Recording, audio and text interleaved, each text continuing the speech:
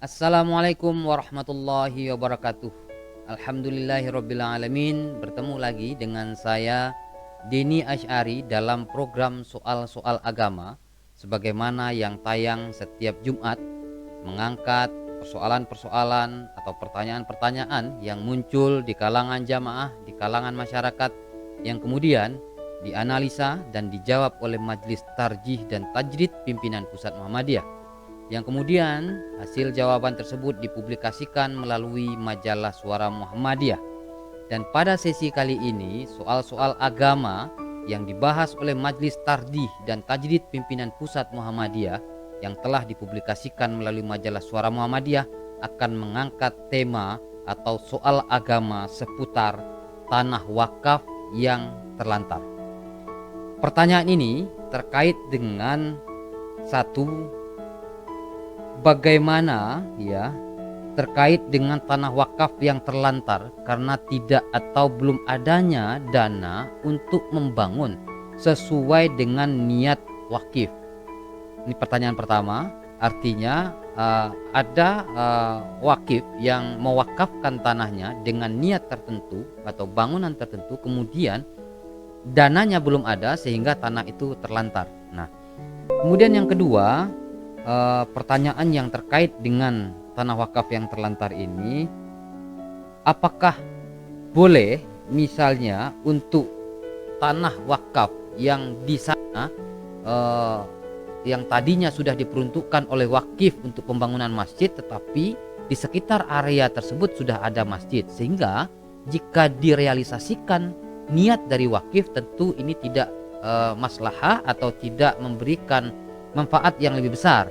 Nah, apakah tanah yang diwakifkan tadi boleh dialihkan fungsi atau tujuan dari tanah yang diwakifkan tersebut?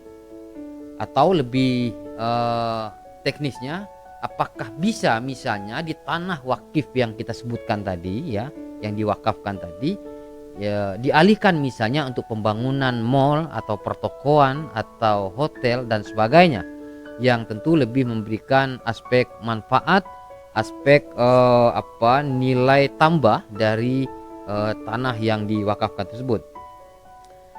Dan beberapa pertanyaan ini kemudian dibahas, dijelaskan oleh Majelis Tarjih yang kemudian akan kita coba jabarkan dari jawaban Majelis Tarjih Tajdid Pimpinan Pusat Muhammadiyah. Pertama, persoalan terkait wakaf adalah perbuatan yang dilakukan oleh seseorang dengan menahan harta miliknya dari lalu lintas muamalat dan menyerahkannya manfaatnya untuk kepentingan umat atau anggota masyarakat dengan maksud untuk mendekatkan diri kepada Allah Subhanahu wa taala. Dengan demikian, wakaf dapat dikategorikan sebagai salah satu bentuk infak atau membelanjakan harta yang dituntun di dalam ajaran Islam. Karena Islam sangat menganjurkan agar umatnya untuk berinfak termasuk berwakaf, dan sekaligus memberikan penghargaan yang sangat tinggi nilainya kepada wakif atau pewakaf. Anjuran itu setidaknya dapat kita temui dalam firman Allah dalam surat Al-Imran ayat 92 yang berbunyi, Bismillahirrahmanirrahim, lan tanalul birra hatta tunfiku mimma tuhibbun wa ma tunfiku min syai'in fa innallaha bihi alim. Artinya, kamu sesekali tidak sampai kepada kebaikan yang sempurna sebelum kamu menafkahkan sebagian harta yang kamu cintai, dan apa saja yang kamu nafkahkan, maka sesungguhnya Allah mengetahuinya. Al-Imran. Kemudian di dalam beberapa hadis banyak juga kita temui, salah satunya di dalam hadis riwayat Muslim dikatakan, An Abi Hurairah anna Rasulullah sallallahu alaihi wasallam qala idza matal insanu in qata anhu amaluhu illa min thalathin illa min sadaqatin jariyatin aw ilmin yuntafa'u bihi aw waladin solihin yad'u lah. Artinya diriwayatkan dari Abu Hurairah bahwasanya Rasulullah sallallahu alaihi wasallam bersabda, apabila seseorang meninggal dunia maka terputuslah semua amalnya kecuali 3, yaitu sedekah jariah atau wakaf, ilmu yang bermanfaat, dan anak yang soleh. Dalam pada itu, wakaf juga diberikan kebebasan untuk memberikan persyaratan terhadap harta yang diwakafkan sepanjang tidak bertentangan dengan ketentuan syarak, sebagaimana di dalam kaidah fikih syaratul wakif kan nasi syari'. Artinya syarat yang ditentukan oleh wakif mempunyai kekuatan hukum seperti yang ditetapkan oleh syarak. Atas dasar kaidah tersebut, wakif diberikan kebebasan untuk meniatkan atau mengikrarkan tujuan wakafnya sepanjang tidak bertentangan dengan syarak. Di antara ketentuan syarak yakni menarik atau mendatangkan kemaslahatan dan menolak kerusakan. Ini salah satu dari ketentuan syarak, jalbul masalih wa dar'ul mafasid. Jadi berdasarkan beberapa paparan ayat dan hadis Rasulullah sallallahu alaihi wasallam yang dibacakan sebelumnya, maka terkait dengan pertanyaan yang disampaikan oleh seseorang kepada Majelis Tarjih dan Tajdid Pimpinan Pusat Muhammadiyah, maka berikut adalah penjelasan hukumnya. Pertama, terhadap tanah wakaf yang terlantar karena belum atau tidak adanya dana untuk membangun sesuai keinginan wakif, maka di sini tampaknya tujuan wakaf yang diniatkan atau diikrarkan oleh wakif sesungguhnya memiliki nilai maslahat bagi masyarakat. Hanya saja untuk mewujudkannya belum tersedia dana, yang akibatnya tanah wakaf untuk sementara ini menjadi terlantar.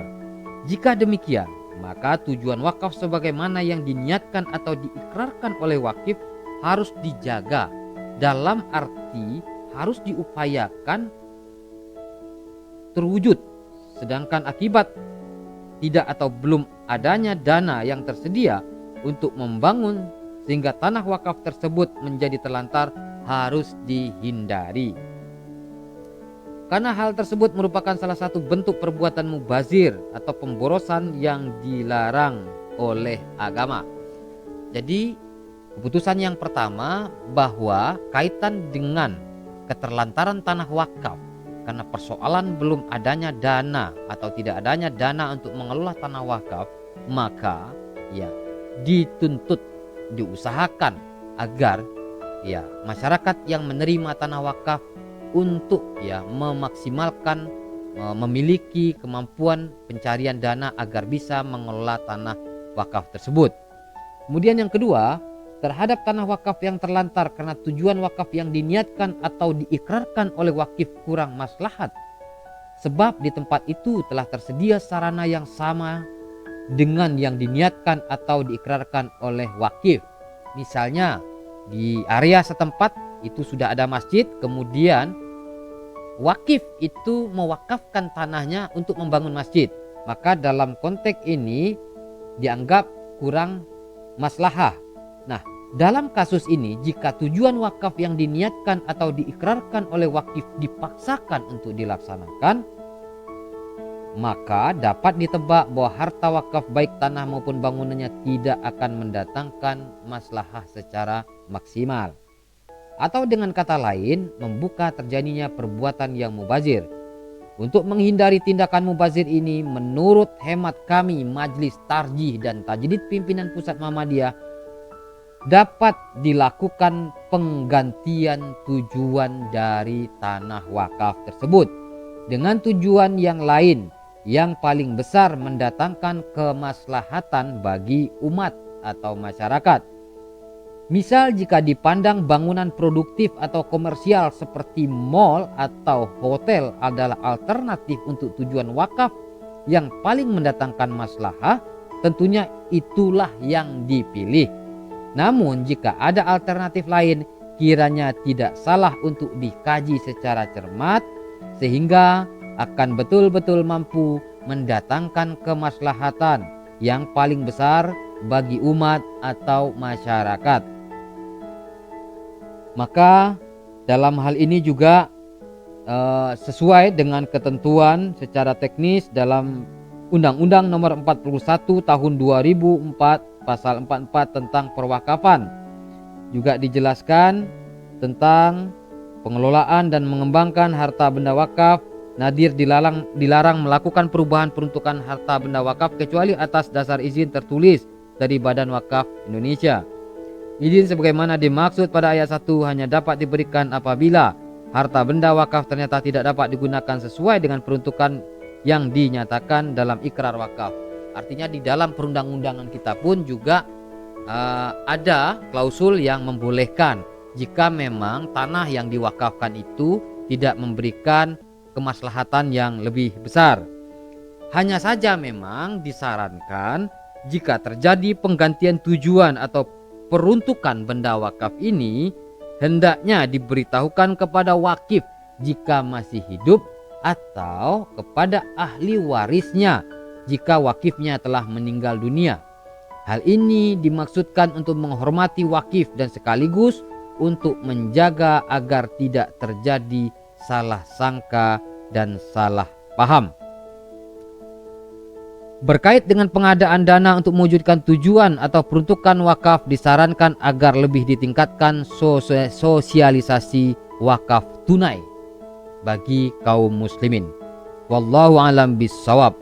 Demikian untuk sesi kita kali ini seputar tentang tanah wakaf yang terlantar, yang tentu untuk lebih jelas dan lebih detailnya bisa dengan berlangganan majalah Suara Muhammadiyah atau membaca buku-buku resmi produk Majelis Tarjih dan Tajdid Pimpinan Pusat Muhammadiyah. Di antaranya ada Tanya Jawab Agama mulai dari edisi 1 sampai edisi 8. Kemudian ada Himpunan Putusan Tarjih HPT jilid 1 dan jilid 3. Kemudian juga ada Pedoman Hidup Warga Islam, Warga Islami, Warga Muhammadiyah. Kemudian juga ada yang terbaru adalah Tafsir At-Tanwir. Dan semua bisa didapatkan di toko Suara Muhammadiyah. Barangkali demikian sesi kita kali ini. Salah kata, salah ucap, mohon maaf. Assalamualaikum warahmatullahi wabarakatuh.